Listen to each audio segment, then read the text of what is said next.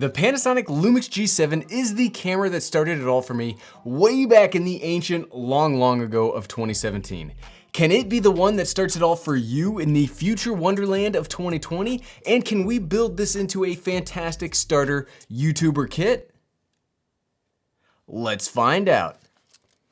What's up everyone, I'm the Everyday Dad, and if I can figure it out, you can figure it out. Let's get to that literal figuring it out right now with this powerful little tyke, like actually physically small camera that has some specs that punch pretty high up when you compare it to what else is on the market. The Panasonic Lumix G7 runs brand new at $500 itself. However, as this is a, well, I don't want to call it old, but this experienced and wise camera can be found used for a steal, and even now on B&H Photo, you can find it for about $300. Which brings up a very good point to thank the folks over at B&H Photo for loaning me this G7 to make this series of videos on. Now, if you'd like to get one, you know, just like the one that I used to use way back in the day, there will be links in the description below. Now, let's blow your mind with some crazy specs, and remember, this thing is old and it's cheap. The Lumix G7 has a 16 megapixel micro four thirds sensor.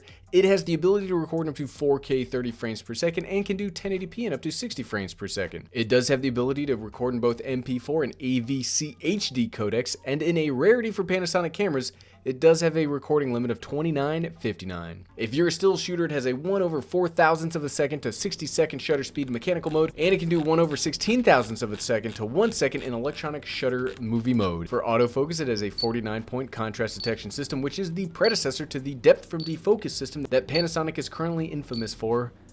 Oh, you know we'll be complaining about that later. It does have an electronic viewfinder on the back and a fully articulating touchscreen to round it out. Physically, as you've seen, this is a really small camera. On the top, you do get a mode dial, a photo style dial, a programmable function button, and even 2 settings dials. On the back, you get another set of customizable buttons, the AFAE lock, and the focus switch. Something that is missing, which is where the budget price starts to show, is there is no joystick on the back, so you do have to move through the menus and the focus with either the touchscreen or the dial pad on the back. On the side, you do get a 3.5mm audio in port, so don't worry vloggers, here you can get some sweet microphones on top of that, and on the side here you get the micro HDMI port. If you want to actually save the videos you record, the bottom does have a battery compartment with the SD card slot tucked right underneath here.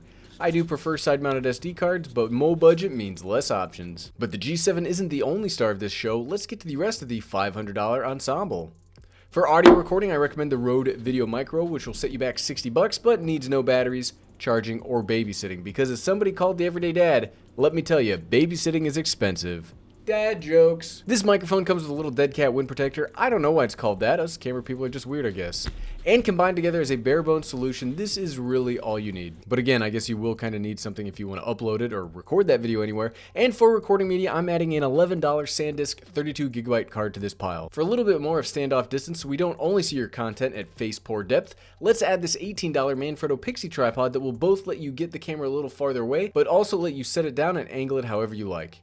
You can do that angling by pressing this little button in, and it's solid enough that I bet you could use it as a self-defense tool if needed. That's my impersonation of a self-defense person. I did debate putting in a light kit here too, but to stay under the $500, I'm going to recommend you use the best source of light around, and it's also free. This should be on reviewing the cheapest. It's the sun. Spoiler alert, it's the sun. So now we've assembled our kit. There's only one thing to do. Well, there's two, and I know that because I wrote the script ahead of time, and I know what's coming in the rest of the video, and that's to try it out and show you how it actually looks. The first thing we're gonna do is we're gonna put it to use in the way that it's intended with a vlogging test. Okay, and we are now on the Panasonic Lumix G7. We're using this as the vlogging setup with the tripod, with the microphone, with everything that we just saw. And yeah, we are just kind of walking around. Now, the Lumix G7 does not have any built-in in-body image stabilization like the GH5, the G85, the G95. All of the newer Panasonics do have it, but I think it's light enough, and the kit lens does have OIS built into it, that the stabilization should not be terrible. But the dynamic range is not, I mean, it's a $300 camera. The dynamic range is probably a little off. The audio quality, though, for a Panasonic camera is pretty good. And again, this is what I used for, what, like a year? I used the Lumix G7 as my original camera. I always have a soft spot for it. The only thing I would say, if you're gonna get this camera, this 14-42 is a little tight if you want to use it for vlogging. Like, this is let's get out of that. This is like all up on my face. Like, you want to see a little more of like your environment if you're going to be using this as a vlogging camera. But I think this kit is like an all-in-one package. Really works out really well. So you'll have to let me know in the comments below. Do you like this as like a vlogging? Like, how does this look? Does it look good? If the shutter speed seems kind of off, that's because I don't have a 46mm filter thread for this one lens. Like, it's pretty crazy. So we're exposing with shutter speed because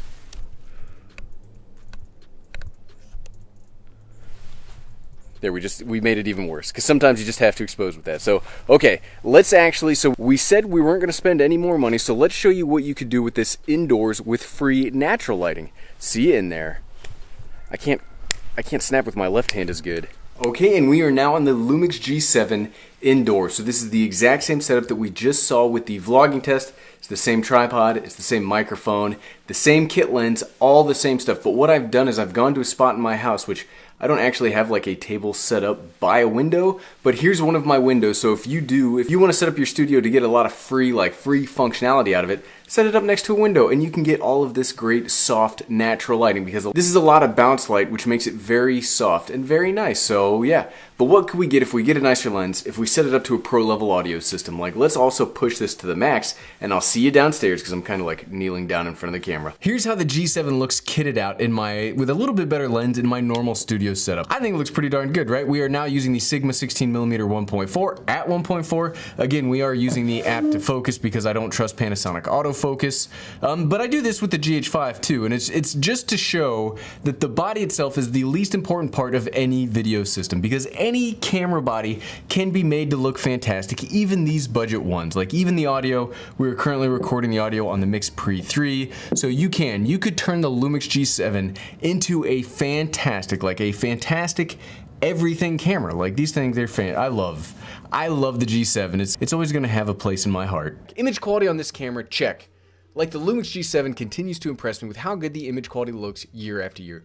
The 4K is super sharp. The micro four third lenses are great. Even this 14-42 outputs a fantastic image. Audio-wise, which we all know I think is way more important than video, it's also really good here, and you do have the ability to manually control the gain if you decide to splurge on a nicer microphone that has powered gain options. Keynote here, you want any consumer level camera to do as little of the audio lifting as possible, trust the microphone, and keep your peaks to around -12 decibels, and you will be awesome. So the vlogging kit looks great, but how easy is it to use? Well, like we already mentioned, the system we built, and the G7 in particular, does check a lot of the easiness boxes that I look for. It's got that flip screen, audio in, and the menu interface is both intuitive but also touch enabled. The only thing it's lacking is in the autofocus department. But as a longtime GH5 user, while that sucks, it's not a deal breaker, as there are plenty of ways to work around it. Plus, all of the customization of the body itself lets you determine how to run the camera and not let the camera run you. I'm pretty sure a wise man once said that. His name was probably Gary. So the G7 continues to get the thumbs up for ease of use, and not just a little thumbs up, but like super full on, we're all excited to be here thumbs up. Hopefully you can imagine me giving you a big thumbs up right now through the microphone. One camera body, especially an old one, doesn't exactly make a whole system or a good purchase decision. So what does the ecosystem / upgrade path look like if you buy into the Micro Four Thirds system? Well, I'm so glad you asked, because there are a lot of places to go from here. Micro Four Thirds has some of the most exciting cameras on the market with some of the best absolute features, and includes one of my favorite cameras ever made. You can take lenses purchased here and use them on a G85, G95, an Olympus camera, a GH5, my personal pick, or there's a whole industry of pro-level cinema cameras coming out that use the Micro Four Third mount. You can get the Blackmagic Pocket Cinema Camera 4K, or the new Z-Cam offerings. Like, Micro Four Thirds is just about the most reliable and best option when it comes to future-proofness, and if you stick around with it, you can adapt basically everything here. Everything. But at the end of the day, so what, right? Is this camera, the camera that started it all for the everyday dad, still worth buying in 2020, especially with this $500 fully functioning vlogging kit that we've been trying out so far today? Yes, I absolutely think so. If you are looking to get into YouTube and you want 4K and you want the best place to start so you can upgrade over time, the G7 is absolutely one of the best options you're gonna find. It's legitimately amazing, and I highly recommend it. We wouldn't have been here. We wouldn't be making this video right now if we hadn't had this to make videos on beforehand. And if you liked this video, I bet you'd like the one where I call the GH5, which is one of the upgrade paths you could take right here, where I call that a perfect camera. Click here to watch. Click, click, click, click, click, click, click, click, click. Thanks for watching.